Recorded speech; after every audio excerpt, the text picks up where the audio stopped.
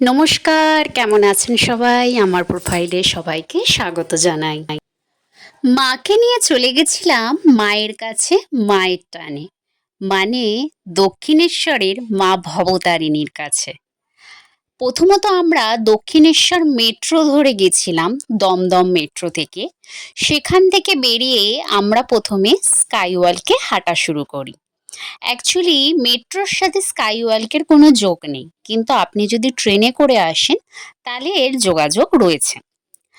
আমরা যখন ছোটবেলায় দক্ষিণেশ্বর যেতাম, তখনকার দক্ষিণেশ্বরের যে বাইরের জায়গাটা আর এখনকার বাইরের জায়গাগুলোর মধ্যে অনেক তফাৎ।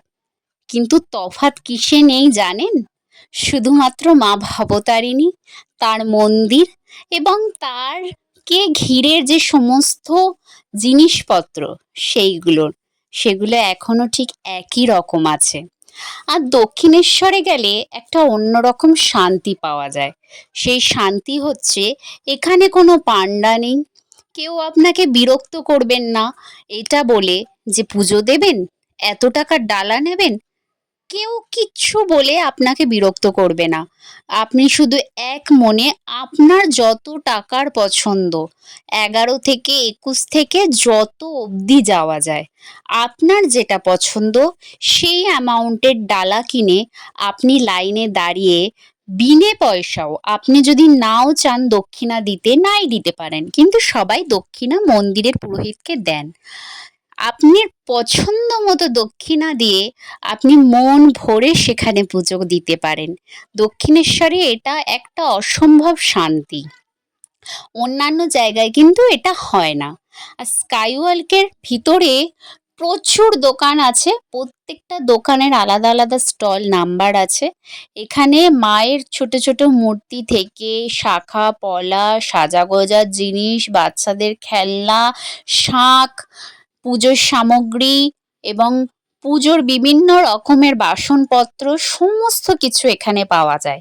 শুধুমাত্র যে স্কাইওয়ার্ল্ডের ওপরেই দোকান আছে এমনটা নয়।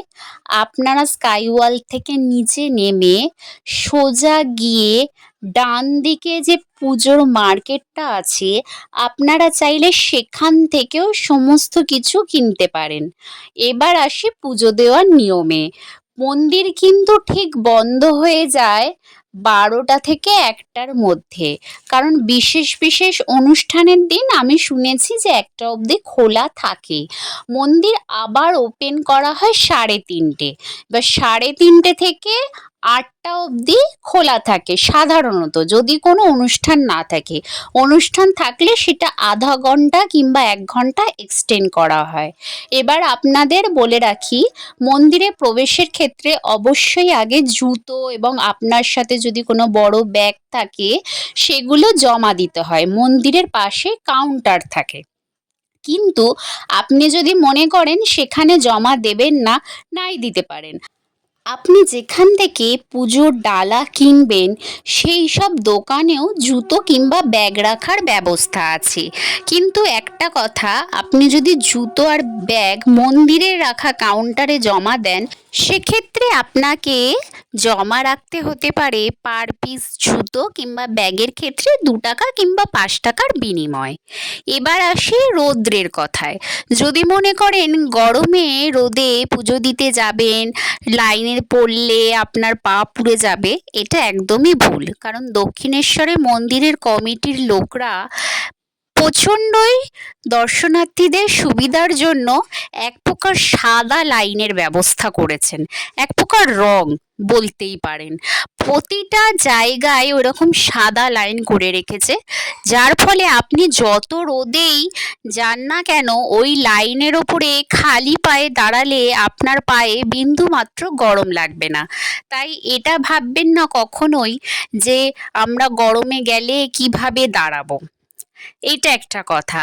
আর দ্বিতীয় হচ্ছে, অবশ্যই একটা জলের বোতল মন্দিরে পুজো দিতে গেলে সঙ্গে করে নিয়ে যাবেন। পয়সার ব্যাগ আপনারা নিয়ে যেতেই পারেন, বেশি বড় ব্যাগ অ্যালাউ করে না, কিন্তু পয়সার ব্যাগ নিয়ে যেতেই পারেন আর একটা জলের বোতল নিয়ে যেতেই পারেন। কারণ ভিতরে অনেক জায়গায় পানীয় জল পান করার মতো কলের ব্যবস্থা আছে, কিন্তু আপনাকে একটা বোতল নিয়ে যেতে হবে, নইলে জল খাওয়ার ক্ষেত্রে প্রবলেম হতে পারে। এবার আসি ওয়াশরুমের কথায়। মন্দিরের চত্বরের আশেপাশে আপনি ঠিক ওয়াশরুমটা পাবেন না, কিন্তু আপনাকে মন্দিরের যে মেন গেটটা আছে, মানে আপনি এক্সেলেটর থেকে নামছেন, স্কাইওয়াল থেকে নেমে ওখানে আশেপাশে আপনি জিজ্ঞেস করলে জানতে পারবেন যে ওখানে একটা পার্কিং জোন আছে, ওর ভিতরে টয়লেটের ব্যবস্থা রয়েছে, সুলভ শৌচালয়। এবার আসি গাড়ি পার্কিংয়ের ক্ষেত্রে। অনেকেই দক্ষিণেশ্বর মন্দিরে যান, গাড়ি নিয়ে যান, 4 চাকা কিংবা 2 চাকা। ওখানে ভালো মতো অনেকটা বড় পার্কিং এরিয়া, তাই গাড়ি রাখলে কোনো অসুবিধা নেই, আপনারা রাখতেই পারেন, খুব বেশি টাকাও নেয় না। আপনারা নতুন গাড়ি কিনে ওখানেও পুজো দিতে পারেন। মন্দিরের কমিটির লোকদের জানালে তারা পুরোহিতদের বলে দেন, তারা বাইরে এসে পুজো দিয়ে দেন। এবার আসি খাবারের কথায়। মন্দিরের ভিতরের চত্বরে একটা ভোজনালয় বলে একটা জায়গা তৈরি করা হয়েছে, যেখানে সমস্ত নিরামিষ, মানে আপনি সম্পূর্ণটা নিরামিষই খাবার পাবেন। কিন্তু আপনি যদি বাইরে খান সেক্ষেত্রে কিন্তু নিরামিষ পাবেন না, ওখানে হয়তো পেঁয়াজের ভাগ হয়তো খাবারের মধ্যে থাকলেও থাকতে পারে, কিন্তু মন্দিরের ভিতরের চত্বরে যে খাবারের দোকানগুলো আছে সেগুলো সম্পূর্ণ নিরামিষ।